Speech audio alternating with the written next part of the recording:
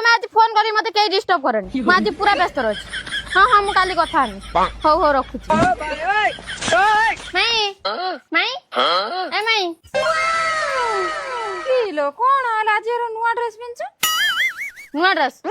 सते देइथिलो तमे हेम दोस्ता टिके दियोनी हेम दोस्ता कोन करबू तमे केन ना तमे तो घर कली रहिलो तमे जानो ना आज मो जन्मदिन बोली जन्मदिन आज आज तो ताने भल केक फेक काटी खाइते दबो आ बात तो सही है आ केक फेक तो काटी पुनी हेम दोस्ता कोन करिला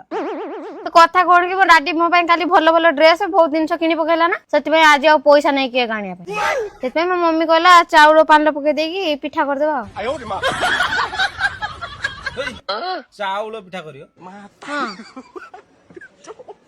समस्त टी आगे विश कर दियो तार आज जन्मदिन आज चाउल पिठा करे की होची विश के कर दियो चाउल पिठा करियो रे